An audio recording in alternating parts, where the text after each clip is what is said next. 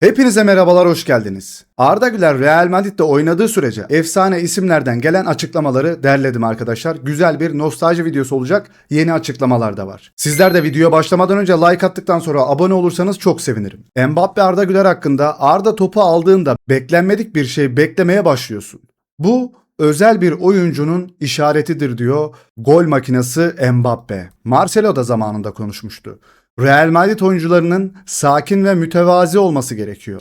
Arda Güler böyle bir oyuncu. Hatta Arda Real Madrid oyuncularında bulunması gereken bütün özelliklere sahip. Mükemmel bir oyuncu diyor. Luis Figo Arda Güler hakkında. Arda her büyük kulübün aradığı nadir bir niteliğe sahip. Baskı altında sakinlik. Hata yapmaktan korkan genç bir oyuncu gibi oynamıyor. Kişilik, vizyon ve cesaretle oynuyor. Real Madrid'de o zihniyet yetenek kadar önemli diyor. Eski Ballon d'Or kazananı yani Luis Figo, Arda Güler'in topla zekası ve büyüklük anlarındaki özgüveninin onun bir sonraki neslin belirleyici orta saha oyuncularından biri yapabileceğine inanıyor. Yani bu isimler arkadaşlar çok büyük isimler. Yani biz bu adamlarla sevdik futbolu. Bizim Arda'mız hakkında neler söylüyorlar? Gareth Bale'den Arda Güler yorumu. Çok özel bir yetenek. Onun yaşındayken bende bile olmayan niteliklere sahip. Eğer sıkı çalışmaya devam eder ve alçak gönüllülüğünü korursa dünya futbolunda neler başarabileceğine dair bir sınır yok. Zaten bunu da geçtiğimiz sezon gördük. La Liga tarihinde atılmış en uzak mesafeden gol. Şampiyonlar Ligi'nde frikikten gol atan en genç Real Madrid oyuncusu. Şampiyonlar Ligi'nde Real Madrid adına atılmış en hızlı gol falan arkadaşlar. Böyle rekorlar kırdı Arda'mız. Carlo Ancelotti neler söylemişti? Arda Güler kalitesini gösteriyor. Onun harika bir orta saha oyuncusu olacağına inanıyorum. Onun niteliklerine sahip pek çok oyuncu yok. Real Madrid'in geleceğinde çok önemli bir oyuncu olacak diyor. Bak herkes ne diyor arkadaşlar? Onun niteliklerine sahip pek çok oyuncu yok diyor. Niteliklerden bahsediyorlar hep. Meksika'nın genç yeteneği Gilberto Mora. Çocukluk idollerim kim mi diyor? Ronaldo ve Neymar. Spikerin de şöyle bir sorusu geliyor. Bugünün yetenek neslinde, bugünkü günümüz futbolundaki ilham kaynakların kimler diyor. Mora, Arda Güler'i Fenerbahçe'de oynadığı dönemden beri izliyormuş ve keyif alıyormuş. Şu anda Madrid'de izlemesi de çok keyifli. Ayrıca turnuvada pek oynamamış olsa da Lamine Yamal da öyle diyor arkadaşlar. Raul'dan Arda Güler'in tarzı hakkında.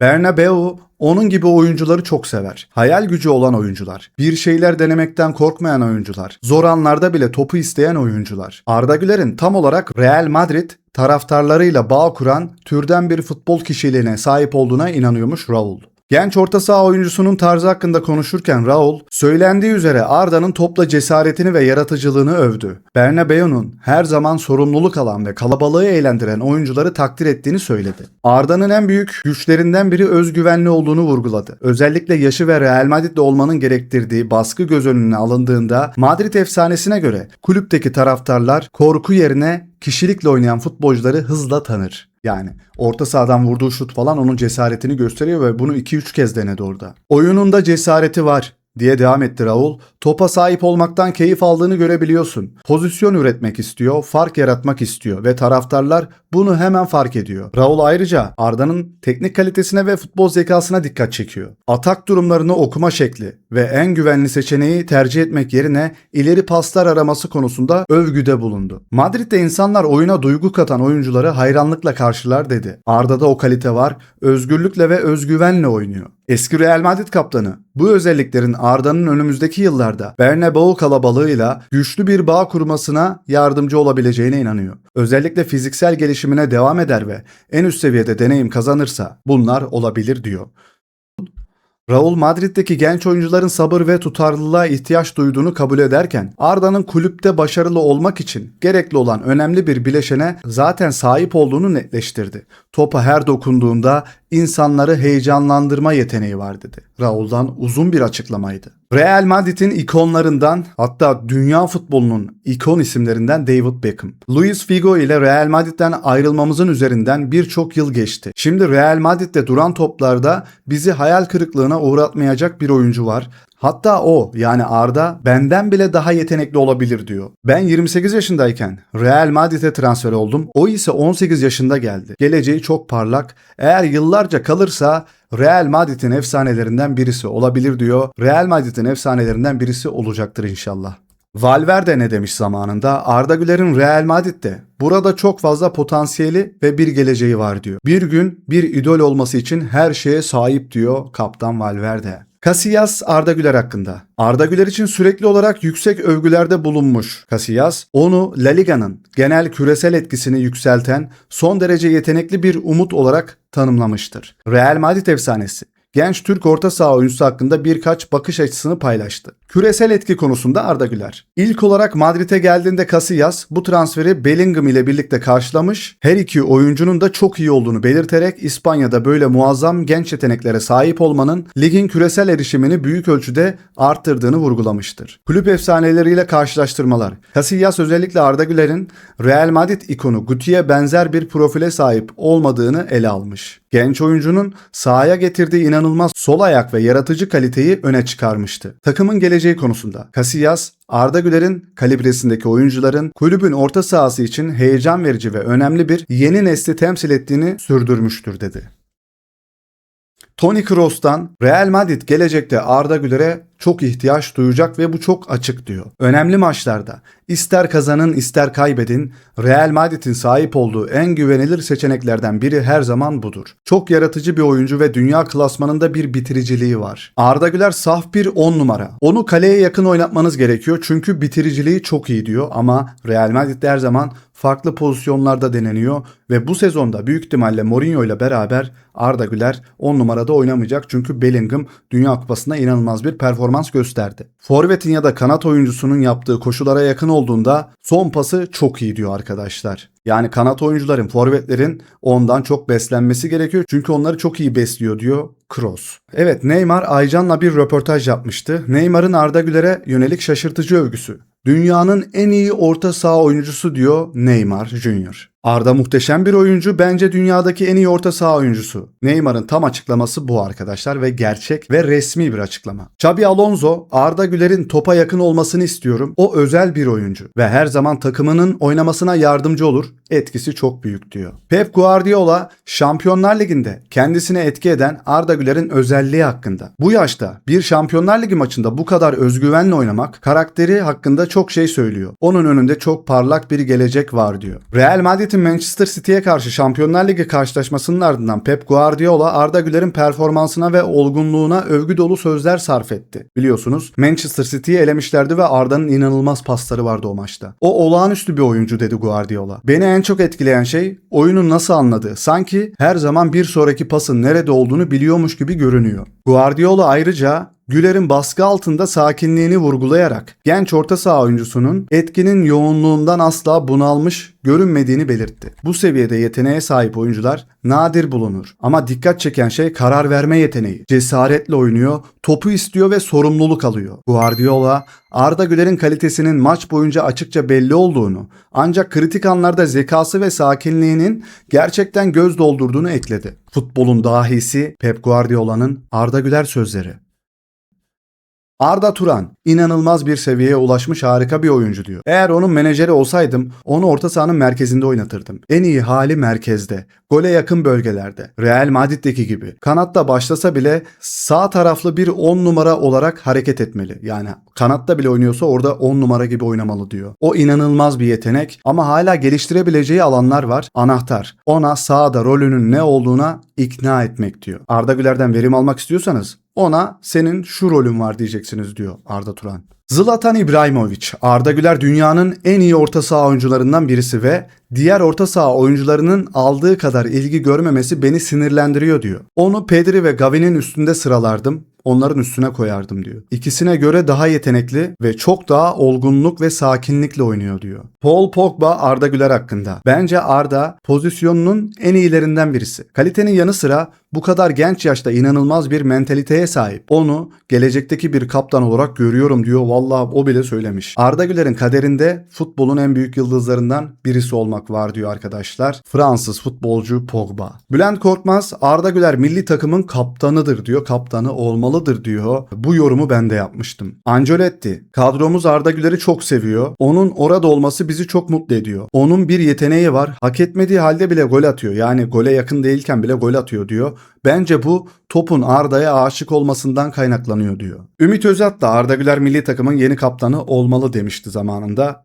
Wesley Sneijder kendisinden daha iyi bir futbolcu duyana kadar sessiz kalıyor. Şuradaki oyuncuların hepsini görüyor, sessiz kalıyor ama Arda Güler'i gördüğü zaman da konuşuyor. Arda potansiyel olarak benden daha iyi diyor. Klopp Arda Güler hakkında neler söyledi? Türkiye elenmiş olsa bile diyor Dünya Kupası'ndan. Onda sahip olduğu kaliteyi net bir şekilde görebiliyorsunuz. Topa sahip olur olmaz hemen şimdi ne yapacak? Hangi pası verecek diye soruyorsunuz kendinize. Pek çok oyuncunun sahip olmadığı o vizyona ve topu anında tehlikeye dönüştürme yeteneğine sahip. Onu önümüzdeki yıllarda izlemekten büyük keyif alacağız diyor Dünya Kupası açıklaması. Isco'dan Arda Güler yorumu. Arda Güler özel bir yetenek. Topa ne kadar yakınsa o kadar iyi, çok etkili. Çok az alanda gol atıyor ve özel bir yeteneği var. Fileye ne kadar yakınsa, kaleye ne kadar yakınsa o kadar çok gösteriyor bunu. Uzakta olduğundan daha fazla. Yani uzakta oynarken bunu pek gösteremese de diyor, kaleye yakın olunca her şey ortaya çıkıyor diyor. Militao antrenmanda Arda Güler ile karşılaşınca neler yapıyormuş? Arda savunmacıları zorlayan oyunculardan birisi. Antrenmanda onu kontrol altına aldığını düşünüyorsun ve sonra tek bir dokunuşla ya da hareketle farklı bir şey yaratıyor. Bu kadar genç bir oyuncu için inanılmaz bir kaliteye ve çok fazla kişiliğe sahip diyor. Di Maria Arda Güler ile kendisinin kıyaslanması hakkında kendi yolunu izlemeli. Neden kıyaslandığımızı anlıyorum. İkimiz de sol ayaklıyız. İkimiz de pozisyon üretiyoruz ve topla risk almaktan hoşlanıyoruz. Ama her oyuncu farklıdır. Taraftarlara genç orta saha oyuncusunun kendi kimliğini geliştirmesine izin vermelerini çağrısında bulundu. Di Maria Arda Güler'in yeteneğini ve vizyonunu övdü. Onu büyük maçlarda fark yaratabilecek özel niteliklere sahip bir oyuncu olarak nitelendirdi. Arda'nın kendi tarzı, kendi kişiliği var. Bir sonraki Di Maria olmaya çalışmamalı, en iyi Arda Güler versiyonu olmaya odaklanmalı. Arjantinli oyuncu, Real Madrid gibi büyük bir kulüpte kıyaslanmaların kaçınılmaz olduğunu belirtirken Türk yıldız adayının Santiago Bernabéu'da kendi hikayesini yazmak için gerekli tüm araçlara sahip olduğunu ekledi. Marcelo'dan bir tane de Arda Güler açıklaması var. Arda Güler'in Real Madrid'de neden her şeye sahip olduğunu anlatıyor. Arda futbolu kolay gösteren oyunculardan birisi. Beni en çok etkileyen şey sadece yeteneği değil, oyunu anlama şekli. Tecrübeli bir oyuncunun sakinliğiyle oynuyor. Real Madrid'de sadece yetenek yeterli olmuyor. Kişilik, sabır ve tevazu gerekiyor.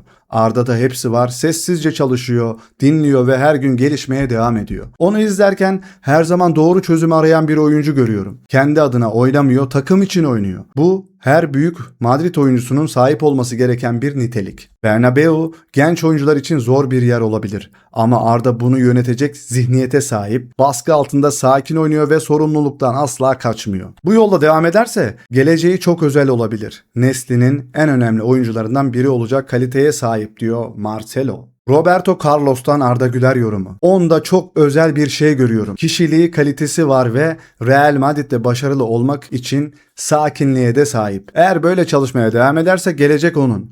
Bir efsane, gelecekteki bir efsaneyi tanıyor. Mesut Özil, Arda Güler'in kendisiyle kıyaslanması hakkında. İnsanların Arda'yı bana benzetmesini anlıyorum. Ama o bir sonraki Mesut Özil olmaya çalışmamalı. O ilk Arda Güler olmalı. Yeteneği kendi mirasını yaratmaya yetecek kadar özel. Onun yaşında bazen tümüyle kariyerinizi değiştirecek tek bir hocanın size gerçekten inanması yeter. Jose Mourinho o hocalardan biri. Genç yetenekleri nasıl geliştireceğini, onlara özgüven aşılayıp en üst seviyeye hazırlayacağını biliyor. Eğer Arda sıkı çalışmaya devam eder ve Mourinho'dan öğrenirse dünyanın en iyi oyuncularından biri olmak için gereken her şeye sahip diyor.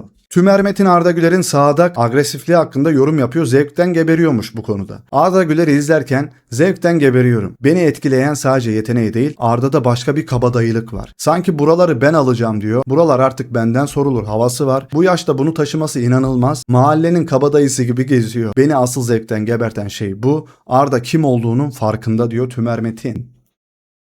Kenan Yıldız ve Arda Güler. Hakan Çalhanoğlu'na bu soruluyor. Evinizin anahtarları elinizdeyken o hissi bilirsiniz ya. Bu adamlar bizim anahtarlarımız diyor. Kenan ve Arda takımımızda, oyunumuzda fark yaratabilir. Çünkü biri çılgın bir top sürücü Kenan Yıldız için söylüyor. Diğeri ise sihirbaz gibi. Ne yapabileceğini asla bilemezsin diyor. Kenan Yıldız Arda mükemmel bir oyuncu ve çok iyi bir arkadaş. Gerçek dostlar gerçek dostları tanır diyor. Guti Arda Güler hakkında. Arda hayal kurduğum pasları görüyor. Onu özel kılan sadece tekniği değil, bu oyunu ne kadar hızlı okuduğu. Herkesten önce boşlukları fark ediyor ve başkalarının aklına bile gelmeyecek pasları denemek için cesareti var. Eski Real Madrid orta saha oyuncusu Guti, Arda Güler'in vizyonunu en iyi oyun kurucularla kıyaslıyor. Madrid efsanesi Arda Güler'in öğretilmeyen nadir bir yaratıcı içgüdüye sahip olduğuna inanıyor. Onu tek bir parlak anla maçları değiştirebilecek bir oyuncu olarak tanımlıyor. Guti'ye göre Arda'nın top üzerindeki zekası, hayal gücü ve sakinliği onu dünya futbolunun en heyecan verici genç yeteneklerinden birisi yapıyor. Bu tür bir vizyona sahip oyuncular farklıdır diye ekliyor Guti. Arda topa sahip olduğunda her an beklenmedik bir şey olabilir diyor orta sahadan, kendi yarı sahasından attığı gol gibi. Iker Casillas ve Guti kendi arasında konuşuyor. Sence Arda Güler yeni Guti mi diyor. Casillas Guti'ye. Guti, açıkçası umarım bana benzemez, çok yetenekli.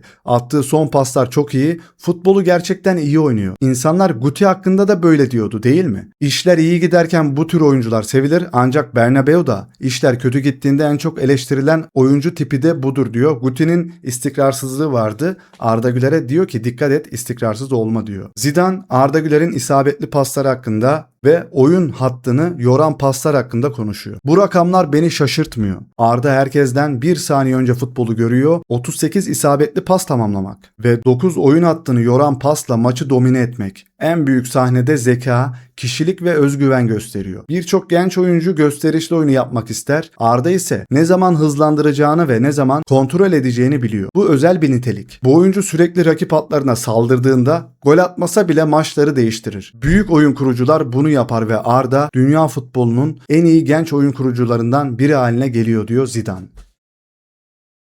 İbrahimovic, Arda Güler rakiplere ızdırap çektiriyor. Maçı kendi başına çözme cesaretine sahip bir oyuncu diyor. Arda Güler için iki efsaneden dikkat çeken yorumlar. Thierry Henry, son birkaç haftada izlediklerimizin ardından Arda'yı seçiyorum. Dünya Kupası'ndan bahsediyorlar. Artık sadece pozisyon hazırlayan bir oyuncu değil, maçların kaderini belirleyen bir isim haline geldi. Top ayağına her geldiğinde önemli bir şey olacakmış hissi veriyor. Bu yaşta böyle bir karakter ve sorumluluk alma cesaretine çok nadir rastlanır. İbrahimovic ne diyor? Pedri mi Arda mı diye soruyorlar. İkisi de Arda'yı seçiyor. Arda'yı seçerim ve bunu bir saniye bile düşünmem.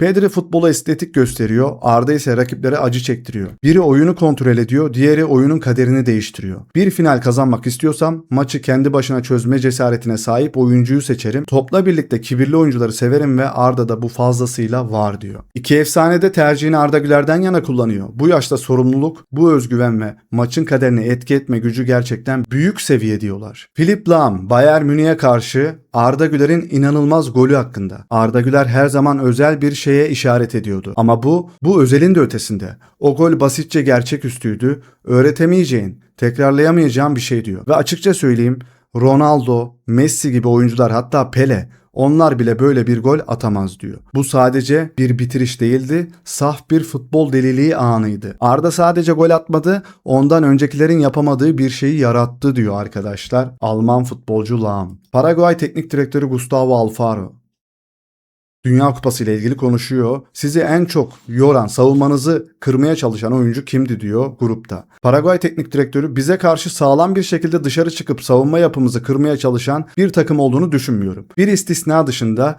Türkiye ile oynadığımız maçta 8 numaralı Arda Güler oldukça etkileyiciydi. Bize sürekli sorunlar çıkarmaya devam eden oydu ama biz de üstün gelmekten çok mutlu olduk. Almanya durumunda ise onlar çok dominant bir takım. Sadece bir oyuncu Arda Güler. Savunmamızı zorlamıyor. Bütün ilk 11 oyuncusu bunu yapıyor diyordu arkadaşlar. Türkiye'den sadece Arda Güler yaptı diyor ama Almanya'da bunu hepsi yaptı diyor. Yine Zidane'dan Arda Güler'le ilgili uzun bir yazı var. Zerafetle oynama sanatı. Futbolun bir ikonu gibi Zidane, Türk gencinin doğuştan gelen stiline hayran kalmaktan kendini alamadı. Arda Güler'in oyununu tek bir şiirsel ifadeyle özetledi. Zerafetle oynama sanatı. Arda Güler etrafındaki beklentiler şüphesiz yükselecek. Ancak sahada sakin tavrı herhangi bir gösterge ise baskı onun için zarifçe kontrol edeceği başka bir değişken sadece. Biz sadece yetenekli bir gencin yükselişine tanık olmuyor değiliz. Futbolun bir sonraki büyük sanatçısının, evrimini izliyoruz. Ve Zidane'ın haklı olarak belirttiği gibi zarafetin asla modası geçmez diyor arkadaşlar. Evet, Arda Güler'in Real Madrid'e geldiğinden beri tüm efsanelerin yaptığı konuşmalar 3 yılı kapsayan belki aralara alamadığım bulamadığım şeyler de oldu arkadaşlar. Eksikler varsa sizler yorumlar kısmına yazın ve video hoşunuza gittiyse lütfen like attıktan sonra hype haklarınızı kullanmayı unutmayın. Kanalımıza abone olup bizi 15.000 abone yaparsanız çok seviniriz. Tüm sezon Real Madrid'e Arda Güler'i takip edeceğiz. Hepinizi bu aileye bekliyoruz arkadaşlar. Kendinize çok iyi bakın. Hoşça kalın. Bay bay.